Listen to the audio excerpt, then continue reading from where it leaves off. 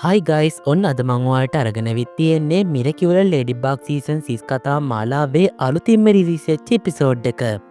ඉතින් මේ පිසෝඩ් එක බලන්න යන්න කලින් ඔල තාමත් අපේ සබස්ක්‍රයිබ් නොකරපු අලුත් යාලුවෙක් නම් අපේ සබස්ක්‍රයිබ් කරලා අපේ චැනල් එකත් එක දිගටම එකතු වෙන්න.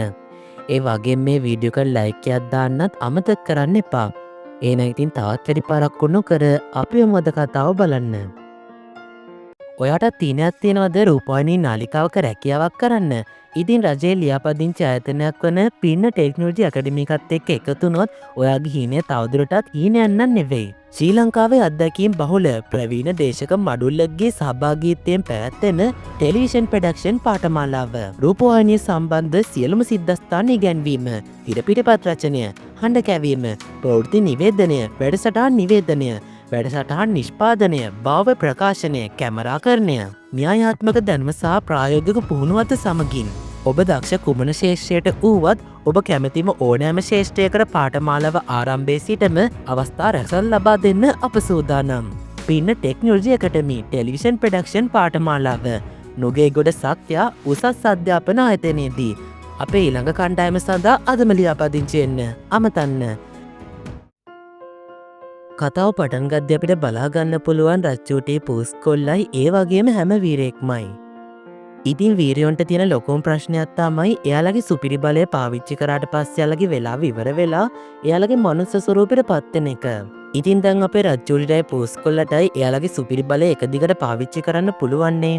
ඒත් අනිත් කිසිම වීරයෙක්ට එහෙම කරන්න බෑ. ඉතින් තමන්ගේ බලය එක දිගට පාවිච්චි කරන විදියත් එහෙම පාවිච්චි කරලා ඉවර වෙලා තමන්ගේ වෙස්මාරු කරන එක නතර කරගන්න විදියත් අපේ රච්චූටි පූස් කොල්ලයි මේ වීරයොන්ට කියලා දෙන ගමන් තමයි ඉන්නේ. ඉතින් ටික වෙලාවක් මෙන් පුහුණුවීම් කරාට පස්සේ හැම වීරයෙක්ට මේ හැකියාව ලැබෙනවා. ඉතින් ඒක නිසා හැමෝම දැන් ඉන්නේ ගොඩක් සතුටින්. ඊට පස්සේ පූස් කොල්ල අහනවා අපේ කණ්ඩායමට දාන නම මොකක්ද කියලා. ඊට පස්සේ හැම වීරයෙක්ම එයාලගේ හිතේ තියෙන නම කියනවා.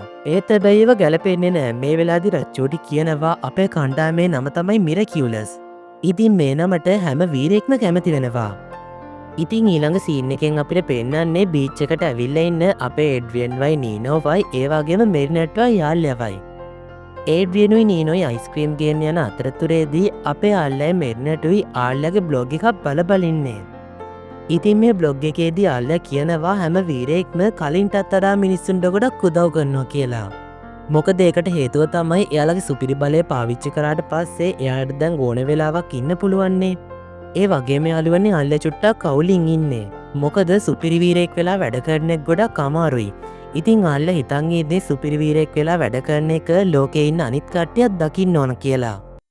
ඒත් එක්කම අනිත් පැත්තෙන් අපිට බලා ගන්න පුළුවන් අයිස්ක්‍රීම් විකුණන ආන්ඩ්‍රිගෙන් අයිස්ක්‍රීම් අරන් එන අපේ නීනෝවයි ඒඩ්‍රියන්වයි. ඉතින් මේ වටේම ඉන්න මිනිස්සුන්ගේ අවධානය යොමු වෙලා තියෙන්නේ අපේ ඒඩ්‍රියන්ගේ පැත්තට. මොකද එයා ජනප්‍රිය නිරූපණ ශිල්පියෙක්නේ. ඒත් හැබැයි අපේ ඒඩ්‍රියන්ට මේක ලොකු වදයක්. ඒඩ්‍රියන් නීනෝට කියනවා එයාට ඕන සාමාන්‍ය මිනිහෙක් විදිහට ජීවත් වෙන්න කියලා.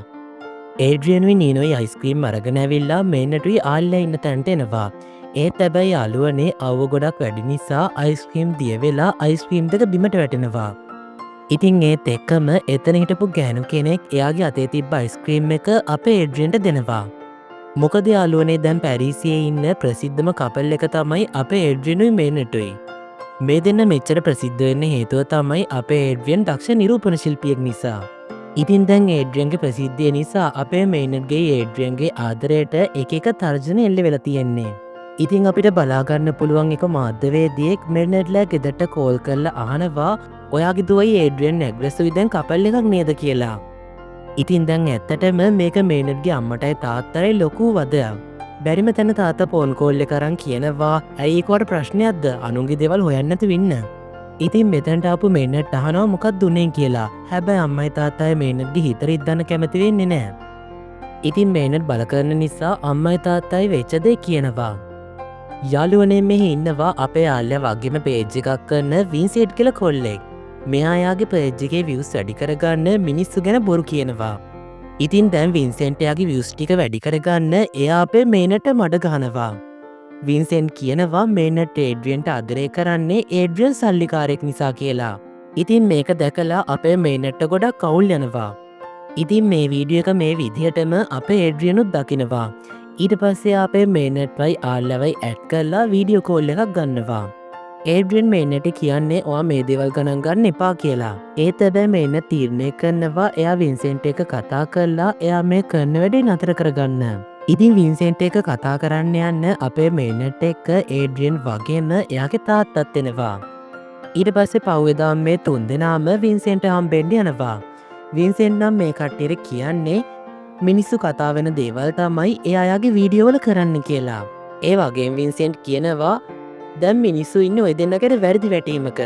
මං ඔය දෙන්නගේ ඉන්ටර්විව් එකක් කරලා මිනිස්සුන්ගේ හිතේ තියෙන වැරදි වැටීම නැති කරමු. ඉතින් මේකට අපේ මේනට් වගේම ඒඩ්‍රියන් කැමති වෙනවා. ඊට පස්සේ මෙයාලගේ ඉන්ටර්විව් එක පටන් ගන්නවා. වින්සෙන්ට් මේ දෙන්නගෙන් එක එක විදිහේ ප්‍රශ්න අහනවා. ඒකට වින්සෙන්ට් අහන්නේ ඔය දෙන්නගේ ආදර කතාව කොහොමද පටන් ගත්තේ කියලා.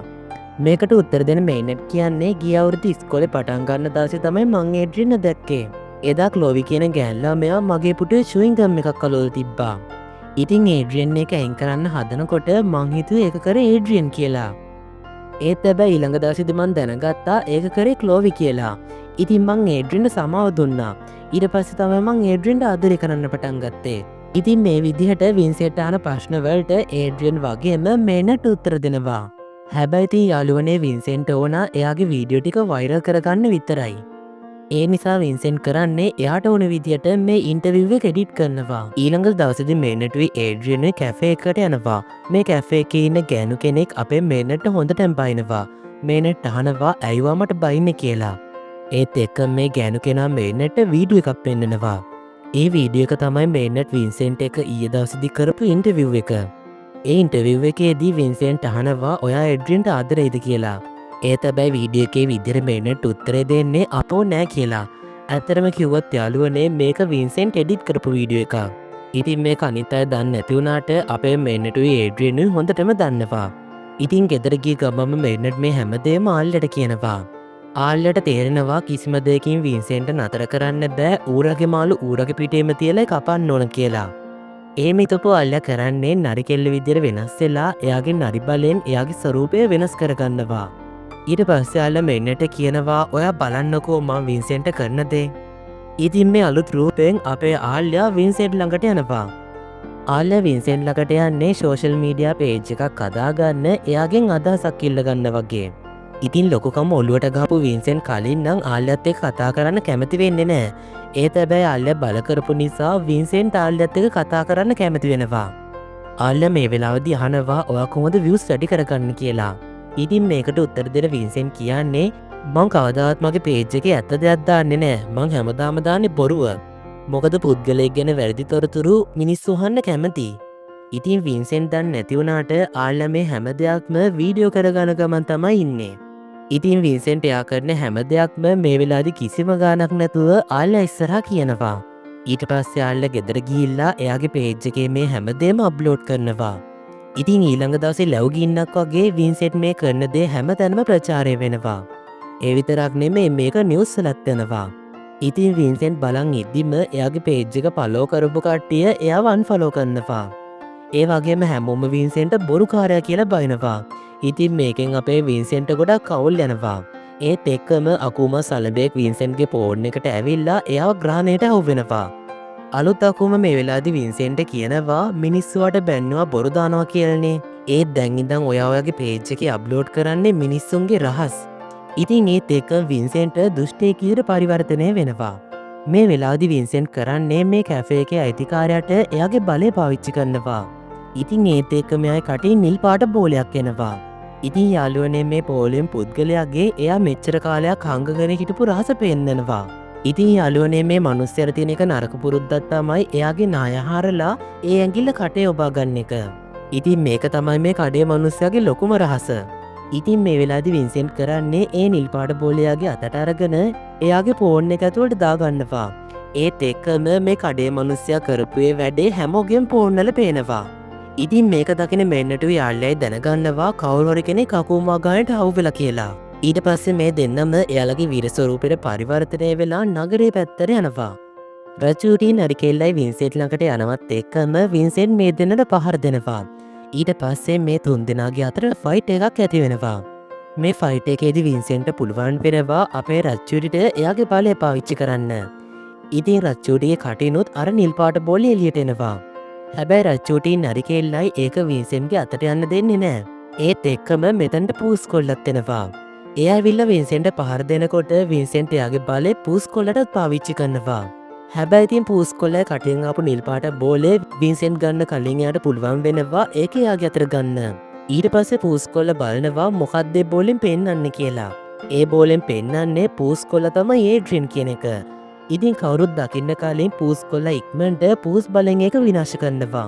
ඒත් එකම රච්චුටියාගේ වාසනාවේ බලය පාවිච්චි කරනවා. එයාට හම්බෙන්නේ මකනයක්. මේ වෙලාවෙදී වින්සෙන්ට් රච්චුටිගේ කටින් ආපු නිල් පාට බෝලේ ගන්න හදනකොට නරිකෙල්ල කරන්නේ එයාගේ මැවීමේ බලය පාවිච්චි කරලා ඒ වගේ බෝල ගොඩක් මවනවා. ඉතින් වින්සෙන්ට හොයාගන්න බෑ මෙතනින් මොකක්ද ඇත්ත බෝල කියලා. මේ වෙලාදී නරිකෙල්ල ෂේප් එකේ ඒ ඇත්තම බෝලය මෙතනින් ඉවත් කරනවා. හැබැයි ඉතින් අවාසනාවට මේ බෝලෙන් නරිකෙල්ලගේ අතට යනවා. ඉතින් මේ බෝලෙන් පෙන්නන රච්චුටිගේ රහස නම් ඒ තරම් හොඳ දෙයක් නෙවෙයි. යාළුවනේ රච්චුටිගේ හිතේ තියෙන ලොකුම රහස තමයි මොනාක් තමයි ගේබ්‍රියෙල් ඇග්‍රස් කියන එක. ඉතින් මේ බෝලේ අතර ගත්ත නිසා මේක ආල්ල දැනගන්නවා. ඒත් එක්කම ආල්ලට ගොඩක් කේන්ති යනවා. මොකද මොනාක් කවුද කියන එක බේනට ආල්ලට කිව්වේ නෑ. මේ වෙලාවේදී නරිකෙල්ල ගොඩක් කේන්තියෙන් රච්චුටි දිහා රවාගෙන බලන් ඉන්නවා. ඉතින් රච්චුටිට තේරෙනවා එයා මෙච්චර කාලයක් අංගගෙන හිටපු රහස නරිකෙල්ල දැනගත්තා කියලා. ඒත් හැබැයි පූස් කොල්ල නම් හිතන්නේ නරිකෙල්ල මේ දැනගත්තේ රච්චුටි කියන්නේ කවුද කියන එක. මේ වෙලාවේදී මේ තුන්දෙනාම එකතු වෙලා කොහොම හරි වින්සෙන්ට අකුමක් ගහනින් නිදහස් කරනවා. ඊට පස්සේ රච්චුටි හැමදේම තිබිච්ච විදිහට හරි ගස්සනවා. ඉතින් රච්චුටි හිතනවා හැමදේම තිබිච්ච විදිහටම හරි ගැස්සුවොත් නරිකෙල්ල දැනගත්තු රහසත් එයාට අමතක වෙයි කියලා. ඒත් හැබැයි එහෙම කිසිම දෙයක් සිද්ධ වුණේ නැහැ. නරිකෙල්ල තාමත් රච්චුටිත් එක්ක ඉන්නේ කේන්තියෙන්. මේ වෙලාවේදී රච්චුටි 17 කල්පනා කරනවා කොහොමද මේක මන් නරිකෙල්ලගේ ඉතින් අමතක කරන්න කියලා. ඒත් එක්කම තමයි යාට පූස් කොල්ලව මතක් වෙන්නේ. ඉතින් රච්චුටි පූස් කොල්ලට කියනවා ඔයාගේ පූස් බලෙන් හැමදේම තිබිච්ච විදිහටම හරි ගස්සන්න. එතකොටවත් නරිකෙල්ලගේ මතකේ අමතක වෙයි. ඉතින් ඇත්තටම කිව්වොත් පූස් කොල්ල මේක කවදාවත් කරලා නැහැ. ඉතින් මේ වෙලාවේදී පූස් කොල්ලයාගේ උපරිම ශක්තිය පාවිච්චි කරලා එයාගේ පූස් බලය එළියට අරගෙන මිරකියුලස් කැට්නෝයර් කියලා එයාගේ බලය අහසට යවනවා. ඒත් එක්කම මෙරිනගේ දැනගත්තු රහස නරිකෙල්ලට අමතක වෙනවා. ඉතින් අවසානයේදී වින්සෙනුත් තේරුම් ගන්නවා කවදාවත් බොරු කියන්න හොඳ නෑ. එයා කිව්වේ බොරුවක් කියන එක ඇත්ත වුණොත් එයාට කවදාවත් මිනිස්සුන්ගේ සමාව ලැබෙන්නේ නෑ කියලා. ඉතින් එපිසෝඩ් එකේ අන්තිමට අපිට බලා ගන්න පුළුවන් බීච් එකට ගිහිල්ලා ආල්ලයි මෙන්නටුයි ඒ වගේම ඒඩ්‍රියනි නීනෝයි සෙල්ලම් කරනවා. ඉතින් යාළුවනේ ওই විදිහට තමයි මේ එපිසෝඩ් එක අවසන් වුනේ.